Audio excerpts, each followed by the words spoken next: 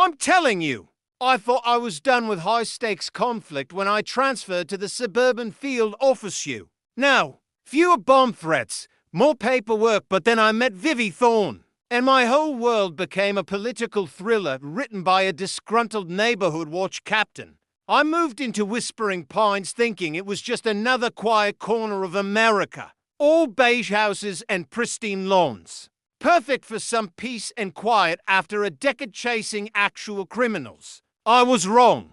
Vivi, who lives 2 doors down, is the kind of woman who mistakes having a strong opinion for having actual authority, as she runs the entire block like she's Queen Victoria, complete with her own made-up rules and a fake police force patrolling our cul-de-sac. Like they own the deed to my soul. Too bad for her. She had absolutely no idea who she was messing with. Because I'm Alex Vesper, and I'm an FBI agent who doesn't take threats lightly. Especially not from someone whose biggest crime is coordinating a poorly organized bake sale. But what happened next? What Vivi did to try and run me out of my own home and my career? Let's just say things got a lot more intense, a lot faster, than anyone bargained for. Myself included. It all started one miserable Tuesday morning. Maybe 6 in the pre-dawn quiet when I woke up to a fierce, unrelenting pounding on my front door. So loud and aggressive that my windows seemed to vibrate in their frames. I shot straight out of bed, adrenaline already spiking, thinking someone was in genuine trouble. Maybe a fire or a medical emergency, that's how loud it was. Still half asleep and pulling on a robe, I hurried to the front hall and squinted through the peephole. What I saw instantly killed my confusion and replaced it with a jolt of pure, professional disbelief. Standing on my porch were 2 people, a tall man and a shorter woman, both wearing cheap, ill-fitting uniforms with bright, block letters that screamed community enforcement across their chests. Their badges looked like something you'd find in a kid's party store, definitely plastic. But they stood stiffly, staring straight ahead with these stern, practiced glares. My heart started to thump, not from fear, but from the sudden, jarring absurdity of it all. I opened the door just a crack, letting the cold air hit my face, and asked, "Can I help you?" The taller officer, we'll call him Merrick, because he looked like a high and heavy, all sharp jaw and vacant eyes, immediately pointed a finger at me. "We are here on official business," he declared, his voice deep and theatrical. "Your property has multiple outstanding violations, Agent Vesper, and we require an immediate inspection of your garage." I felt a surge of frustration, this instant annoyance that only true bureaucratic nonsense can inspire. Violations? What are you talking about? There's nothing in my garage that breaks any actual laws, or even proper neighborhood rules. The shorter officer, Jenna, a woman with narrow, suspicious eyes, shot back quickly. "Don't make this harder than it needs to be. We have authority from the Community Enforcement Board." I noticed they pointedly avoided mentioning a judge, a warrant, or, the real police. I took a breath, letting my professional voice take over, calm and level. "I'm a federal agent. If you have real cause, you can show me proper documentation from a court, not a typed form from a volunteer group." That was the cue for Merrick to finally smirk, a lazy, superior curl of the lip. "Being a federal agent doesn't excuse you from neighborhood codes, sir. Now, step aside." Just then, I saw movement behind them, and my gut twisted with immediate confirmation. Vivi Thorne, looking annoyingly smug in a silk robe, peered over Merrick's shoulder, a venomous grin splitting her face. She was the neighborhood's self-appointed dictator, complaining about every weed, every paint chip, every sound after 9 p.m. I knew right then and there she had staged this entire pathetic show just to needle me. I stepped onto my porch, keeping my voice dangerously steady. "Vivi, what exactly is the point of this theater?" She lifted her chin, her tone dripping with the fakest, saccharine sweetness imaginable. "Oh, Agent Vesper, I'm just making sure the rules are followed, darling. You can't claim special treatment because of your job title." Jenna chimed in, perfectly rehearsed. We have multiple reports of suspicious activity coming from your garage late at night. I let out a tense, short laugh that held zero humor. Suspicious activity? Like what? Am I operating a meth lab or building a rocket? Vivi shrugged dramatically, playing the concerned citizen to the phony officers. I've heard noises late at night. Could be anything, Agent Vesper. You might be storing hazardous materials, or maybe you're plotting something. My jaw tightened against the immediate, instinctual need to lash out. That's absolute nonsense, Vivi, and you know it. If there's a real problem, I'll cooperate, but this is pure harassment. And you too, I nodded toward the officers, are aiding it. Merrick actually pulled out a piece of paper, a cheap type form that declared I was under investigation by the Community Enforcement Task Force. No seal, no legitimate signature, nothing that meant anything. That's not an official document, I stated, forcing myself to remain calm. You'd have absolutely no right to enter my private property. Vivi sighed, an over-the-top, dramatic sound that made my skin crawl. Are you sure you want to argue this? I can add refusal to cooperate to the list of your violations. I glared at her. Since when does the HOA send out its own police force? I've lived here long enough to know we only have retired volunteers who check on hedges and paint colors. Jenna flashed her plastic badge right in my face. We have new powers now. Step aside. I shook my head, my arms crossing over my chest, an immovable wall. Unless you return here with actual law enforcement and a valid, judicially signed warrant, you are not stepping 1 foot inside my home. Merrick took a step forward, towering over me. Don't test us, Agent Vesper. I felt the familiar, hot spike of FBI-trained anger, but I forced it down, forcing logic to prevail. As an agent, I knew better than to start a physical altercation on my own porch, especially one so blatantly recorded by Vivi's eyes. If you attempt to come in here, I warn them, my voice a low rumble, you'll be the ones facing charges for breaking and entering and impersonating an officer. You know the legal jeopardy you're putting yourselves in. Vivi smirked again, utterly confident. You can't threaten us. Everybody on this street knows you think you're above the rules, Agent. Just as the tension hit its peak, my phone buzzed in my pocket. I glanced down at the screen, and my stomach instantly tightened. It was Director Hayes, my boss, flashing across the display. I had never, ever gotten a call from him this early. One moment, I told the fake officers. Stepping back into the shadow of my entryway, Merrick shouted after me, "We're not done here." Ignoring him, I answered the call. Hayes' voice was strained, short, and all business. "Vesper, drop what you're doing. Get to the office right now. We have a serious problem." My heart sank immediately. "Sir, is this about some complaint filed against me?" There was a pregnant pause on the line, heavy with implication. Then he just said, flatly, "I'll explain in person." And he hung up. I walked back to the door. The two pathetic cosplay cops were still standing there, with Vivi towering behind them, basking in her manufactured power trip. "I have to leave," I stated, my mind already pivoting to my real job. "I'll deal with this nonsense later this afternoon."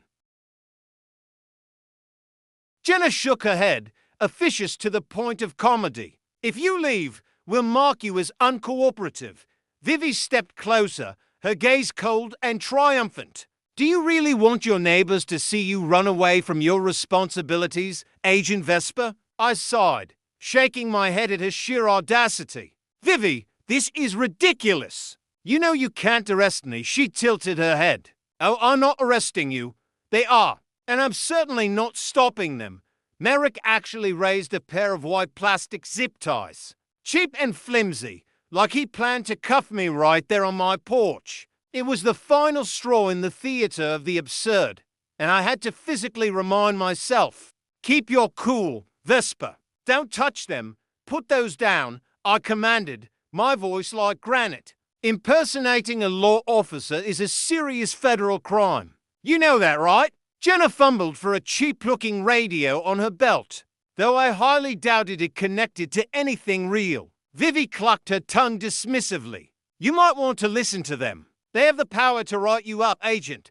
My jaw clenched, rage bubbling up, but I held it back. A fake citation from a self-appointed tyrant means absolutely nothing in the eyes of the law. Merrick waved the zip ties, the plastic catching the dawn light. You want to find out if these are fake, too? It was then I fully realized how calculated this was. They weren't trying to detain me. They were trying to push me into doing something physical, something rash, so Vivi could film it or report it as agent misconduct. It was a setup, plain and simple, a way to trap me. I forced myself to stand down, taking a slow, steady breath, the professional training kicking in hard. Look, I said, I'm stepping away to handle an urgent matter at my real job. You three need to leave my private property. Immediately, Vivi shrugged, her expression one of utter indifference. We'll be watching, Agent. The Community Enforcement Board has eyes everywhere. That actually made me bark out a dry laugh. The real hoe am I, Vivi, but you sure aren't it? Merrick pressed his lips into a thin, annoyed line. We'll give you one last warning. He glanced at Vivi, who gave a sharp nod of approval. If you don't cooperate, we'll recommend disciplinary action to the appropriate local agencies. I gave them one final withering glare. Recommend it to whoever you want. Now get off my porch. They backed away, defeated for the moment. But not before Jenna pointed her phone at me and snapped a quick picture. Vivi gave me a mocking, triumphant smile. Smile for the records, Agent. My stomach churned, bile rising at the sheer nerve of her. I waited until they were fully off my lawn, then slammed the door hard enough to rattle the cheap glass. My phone buzzed again, a second, more urgent text from Director Hayes. Hurry. My whole body felt wired, tight as a spring ready to snap. This was exactly what I didn't need, especially if a genuine, serious case was breaking at the Bureau. Yet these pathetic, phony officers and Vivi's smug, lingering grin had thrown my entire morning into chaotic, humiliating disarray. It took me 10 minutes. I couldn't afford to force my heart rate down, grab my gear, and head out. The fake Community Enforcement Cruiser, a beat-up Ford Crown Vic painted black, was parked at the end of the street, its lights off, just lurking. I noticed Vivi's car was also gone, meaning she was likely prowling around, perhaps already spinning a deeply twisted version of the morning story to the neighbors. I drove away, trying to steady my breathing, the anxiety from Hayes' grim tone battling the white-hot fury over Vivi's antics.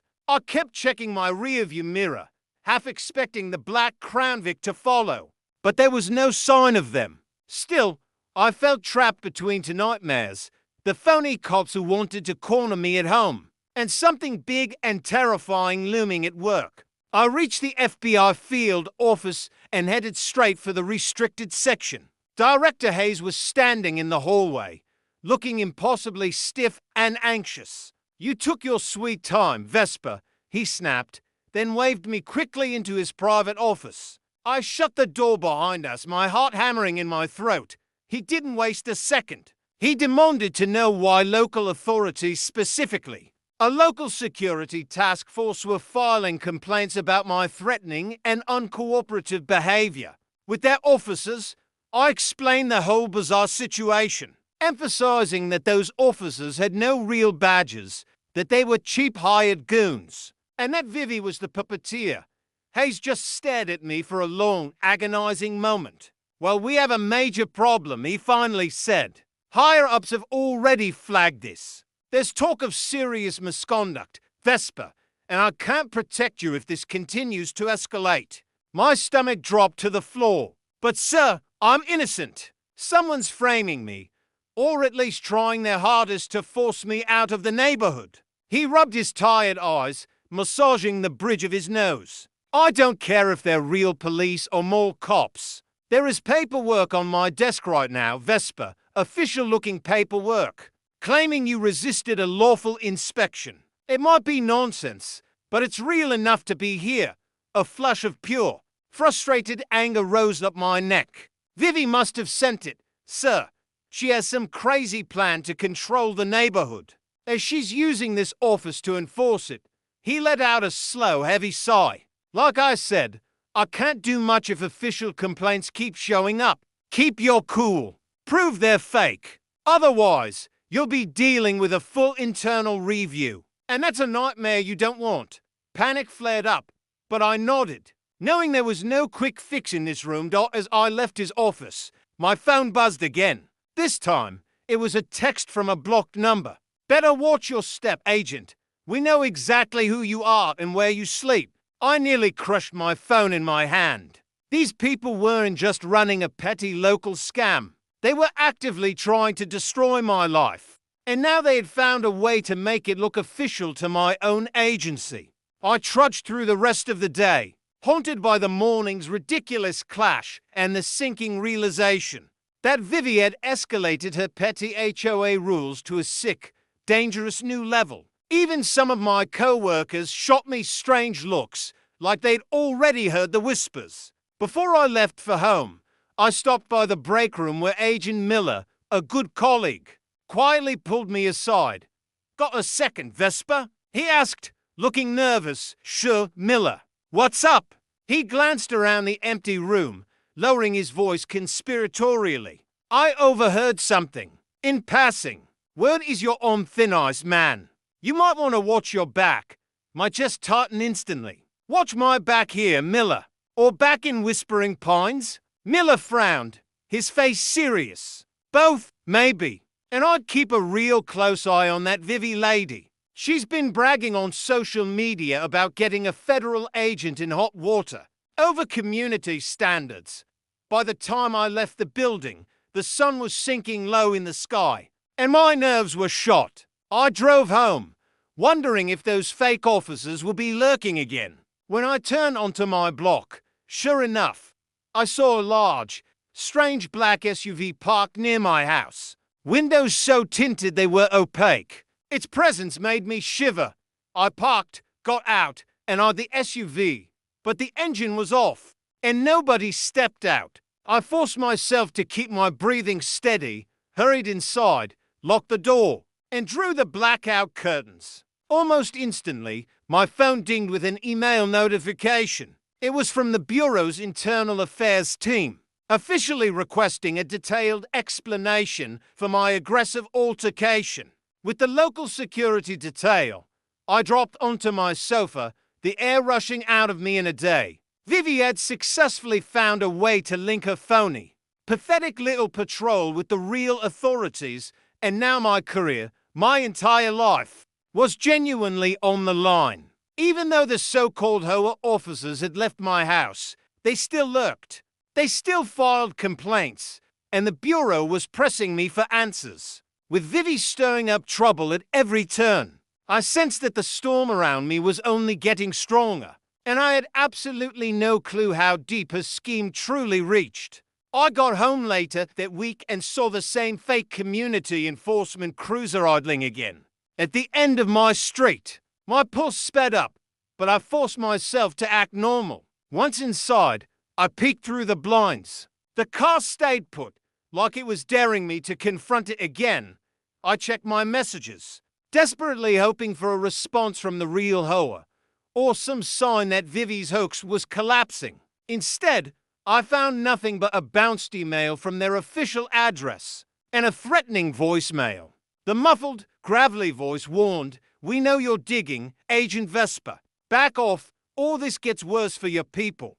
That single line told me Vivi wasn't working alone, and the threat wasn't just about me anymore. The next day, I tried calling the official HOA number listed on an old newsletter, but the line went straight to a dead, recorded message about technical difficulties. Frustrated, I fired off an email titled Urgent, Possible Impersonation and Fraud, only to have it bounce back as undeliverable.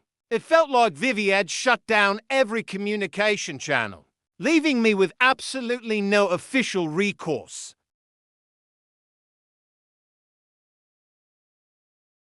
I decided my best bet was Detective Ramos, a no-nonsense local police contact who sometimes traded intel with the Bureau. Over the phone, I summarized the situation: fake badges, bogus citations, and a malicious neighbor leading the charge.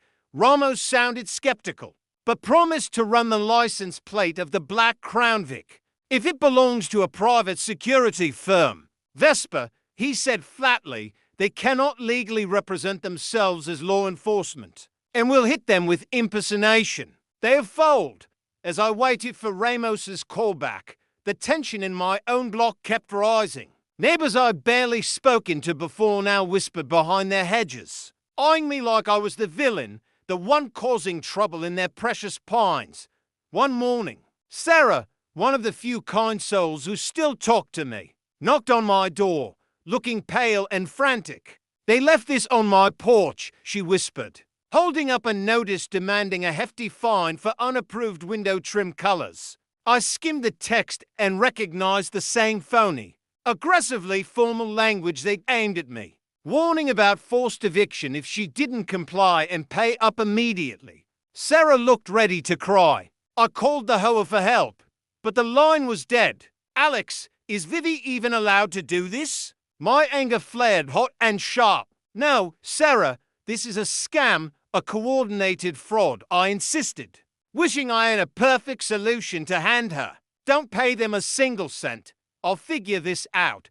But she only shrugged, the fear deep in her eyes. "I can't risk losing my home. If nobody's stopping them, then maybe it is real."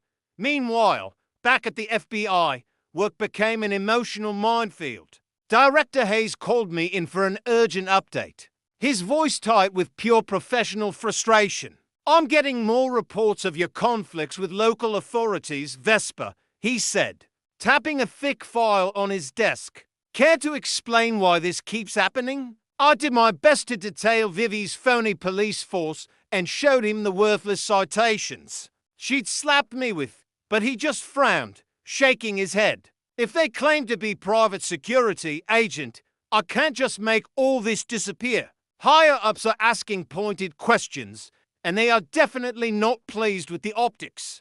That left me feeling completely cornered. Even if the so-called community enforcement officers were fakes, the noise they made was echoing loud and clear all the way back to the Bureau. I couldn't afford any more trouble. Every single day, I worried about an email or a call telling me I was officially under investigation, or worse, administrative leave.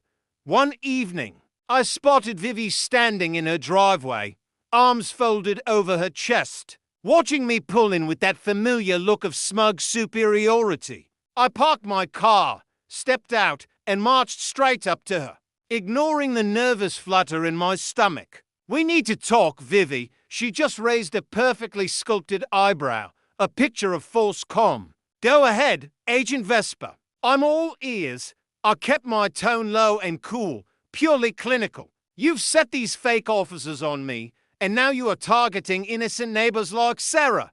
Why? What is the actual end goal here?" She flashed that thin, cold smile. "It's not personal, Agent. People around here forget that we have standards. I'm just making sure we enforce them with a little structure." I clenched my fists at my sides. "By scaring everyone into paying bogus fines? That is not how a community works, Vivi. That's extortion." She gave a casual, dismissive shrug. "They don't seem scared to me. They pay the fines. They follow the rules. And life goes on in Whispering Pines." My anger simmered, threatening to boil over. "What's your endgame? Is this about money? Power? What?" She tilted her head, acting genuinely confused by my question. "Endgame? I'm simply cleaning up the neighborhood, Agent Vespa. You're the only one refusing to cooperate." Before I could respond, Merrick, the tall folks cop, strode over, appearing out of nowhere, giving me a stern, practiced look. "Move along, sir," he ordered. "We have business with Miss Thorne." My jaw tightened. "You still have no legal authority here," I reminded him. He just lifted his flimsy plastic badge and smirked. "We're all the authority we need." rather than giving them another excuse to file a complaint. I stepped back, letting them have their cheap, theatrical moment. Vivi shot me a final, smug glance before she and Merrick walked off together, leaving me fuming alone in the street. That night, I tried to calm down by reviewing old HOA documents from my filing cabinet. I found a reference to a once proposed community security program that had been firmly voted down and never approved. Vivi's name was listed as the main vocal advocate. The plan had been tabled because residents universally decided they did not want a military-style presence in their peaceful suburb. Now it seemed she'd simply created her own version. Bypassing democracy and using any means necessary, a deep chill ran down my spine. If she could so easily hijack an entire community, maybe she had friends in high places, too. Friends who could make real, lasting trouble for me at the FBI. A few days later, Detective Ramos finally called back. That plate belongs to a low-tier private security outfit, Vespa. But I can't find any license or contract with your HOA, he confirmed, sounding much more certain now. They are operating without official community approval. I let out a shaky breath I hadn't realized I was holding. Ramos, this is the proof. They're not real cops, and they aren't even real HOA security. But how do I tie it directly to Vivi Thorne? He hesitated, a frustrating sound. I can't dig deeper unless there's an official criminal complaint on file, Vespa. Not just harassment, something we can prosecute, like assault or fraud. And so far, your neighbors are silent. My frustration boiled over. This is an official complaint. I'm telling you, they threaten me on my property. They are committing fraud. They are extorting money. Ramos sighed, the sound of paperwork and bureaucracy. I believe you, Agent. I honestly do. But I need signed, written statements from other neighbors who will back up the extortion claim. Otherwise, it's just hearsay about a neighborhood dispute, and my chief won't touch it. I realized then how carefully Vivi had cultivated a culture of paralyzing fear. No one wanted to stand against her, especially if they risked facing those pseudo-cops on their lawn. That meant I was still on my own, and I needed to build an airtight criminal case before she permanently ruined my career. Meanwhile, the Bureau grew more impatient. A stern supervisor from Internal Affairs summoned me to a brief meeting. She asked pointed, cold questions about my aggressive behavior with local authorities, referencing a typed report full of malicious half-truths. I firmly stated my side of the story, but she simply tapped her pen on the folder and said, "Agent Vespa, we are reviewing all angles." My chest felt tight as I left her office. Even if I was telling the truth, the repeated, documented complaints made me look like an unhinged liability. Vivi was winning this round, using her phony goons and fake citations to systematically undermine my credibility. My only small solace was that Sarah still believed me, though she remained too terrified to speak up in a formal way. Just when I thought things couldn't possibly get worse, I found a large manila envelope taped to my front door. It bore a shockingly professional counterfeit HOA seal, and inside was a notice claiming I'd violated Community Ordinance 301. The penalty, a hefty $5,000 fine, or further corrective measures. My patience snapped like a dry twig. I slammed the envelope onto my kitchen table and instantly called Vivi's cell number, leaving a furious, controlled voicemail demanding she stop her harassment and fraud immediately. An hour later, my phone buzzed. The number was blocked. "Don't threaten Vivi again," a chilling, deeper voice hissed, cutting off before I could speak a word. "We know your boss, Agent, and we can make your life much more difficult." The line went dead. Rage coiled in my gut as I finally accepted that these people were far more connected than I had thought, or at least they wanted me to believe they were. Late that night, I peered out my window at the quiet street. Porch lights glimmered, and a cool breeze rustled across neatly trimmed lawns. To any outside observer, they'd see a picture-perfect suburb. but I felt trapped inside a twisted game with Vivi Thorne expertly pulling the strings. I was no closer to proving a scam, and the clock was ticking fast on my FBI career. My phone chimed with an email from Agent Miller. Heads up, Alex. Internal review might launch full scale soon. Rumors are swirling about your future. Great, another storm on the horizon. And I was still stuck battling a neighbor who'd found a frighteningly effective way to seize power. As I shut off my lights, I couldn't help but wonder what Vivi's next move would be, and whether I'd stand any chance once she played her final. Biggest card.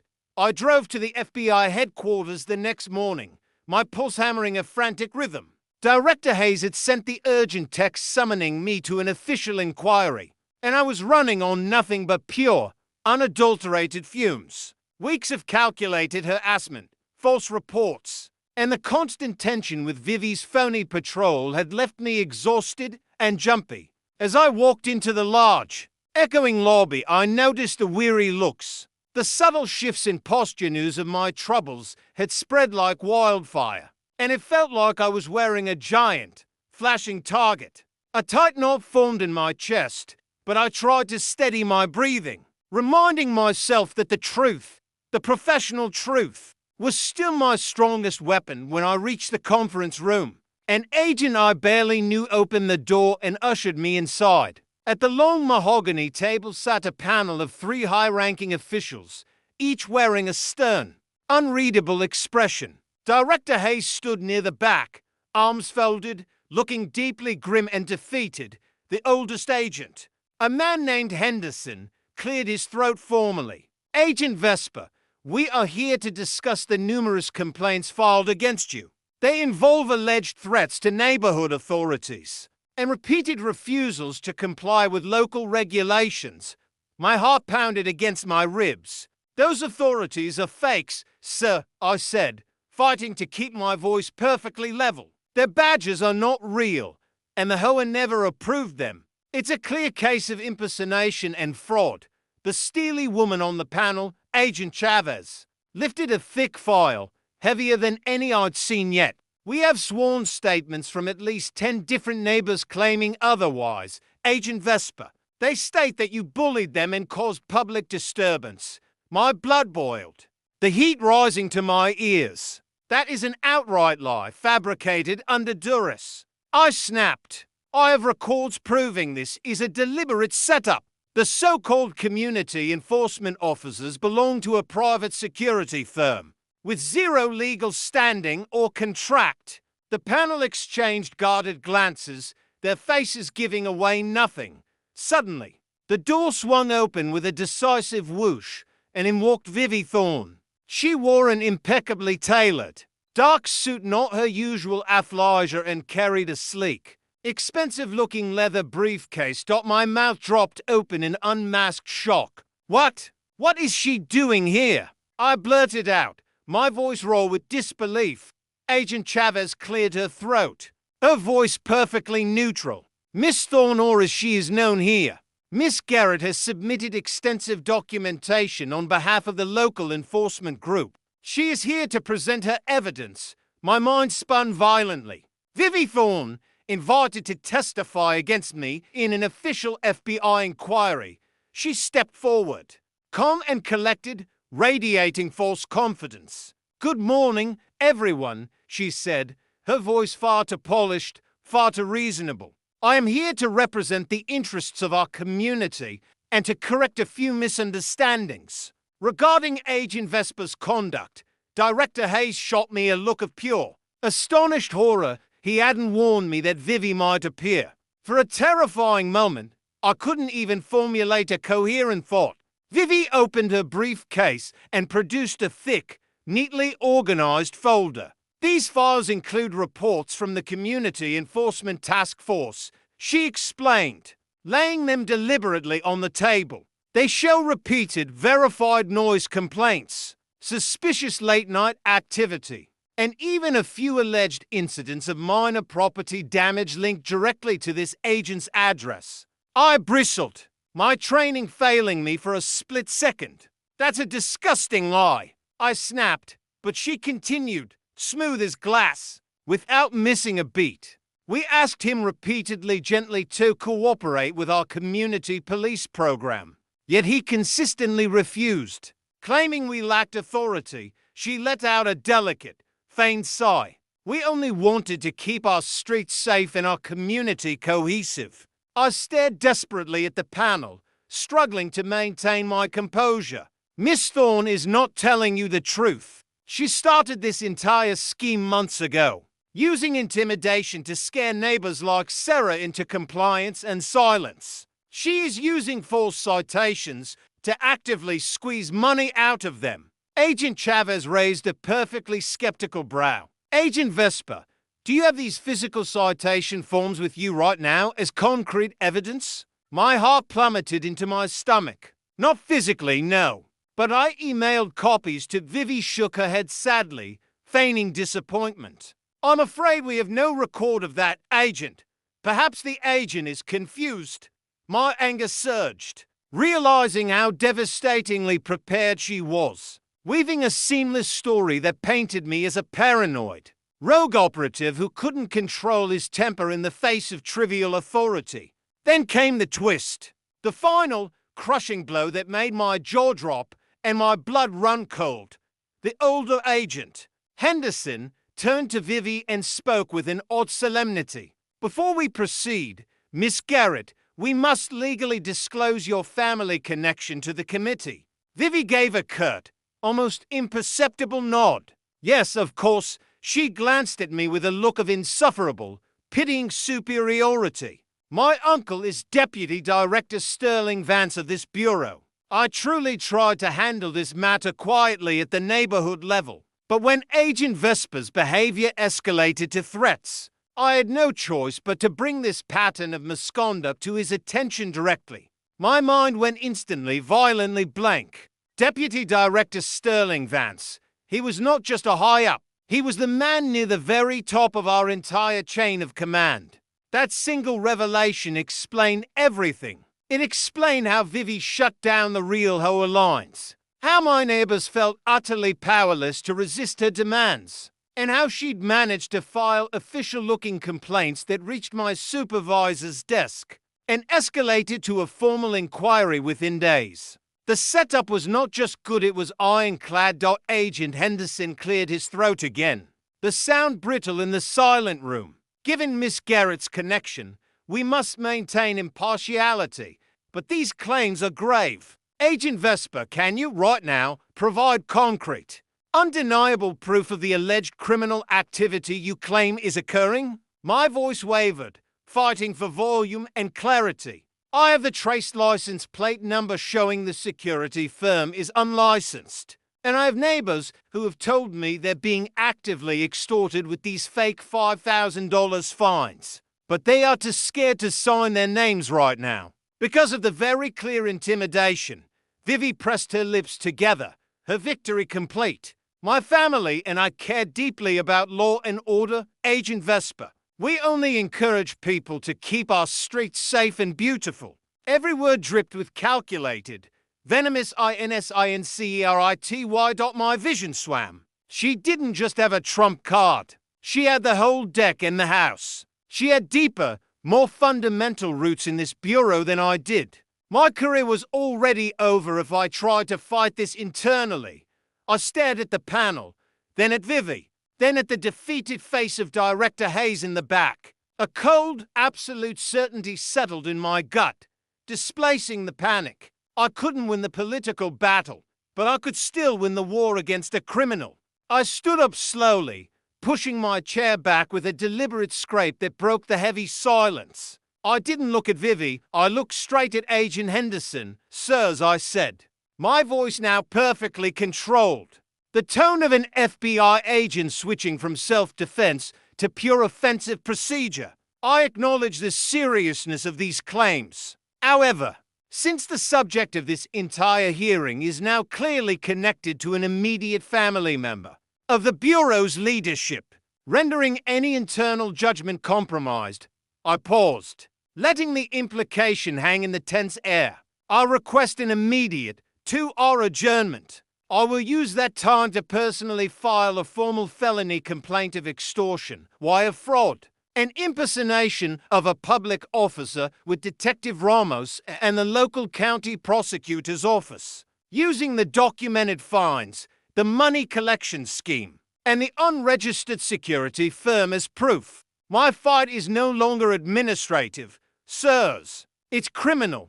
The panel looks stunned. Vivi's smug expression finally, thankfully, flickered with genuine surprise, then a flash of panic. "You can't do that," she hissed. Forgetting her polish for Wade, I ignored her, looking only at the panel. "I will submit the official local police report here as proof of the criminal conspiracy I am currently exposing, which happens to involve Miss Garrett. I trust the Bureau will defer to the jurisdiction of the county attorney when a felony is actively being committed." Henderson hesitated, his face a roadmap of internal conflict. 2 hours, Agent Vesper. If you return without a signed police report confirming criminal charges, we will be forced to recommend immediate administrative leave. Understood, I said, turning instantly, walking past Director Hayes, who gave me a silent, desperate nod. I didn't spare a glance for Vivi, who was now gathering her papers with shaking hands. My focus was already outside the room, outside the Bureau, and back in my neighborhood. I snatched my phone and drove out of the FBI parking lot, not toward my home to pack, but toward the police station to see Ramos. As soon as I pulled onto the highway, I called him directly. "Ramos, it's Vesper. I'm coming to you now, and I need you to listen carefully," I stated, my voice tight with urgency. "The whole thing is compromised. Vivi Thorne's uncle is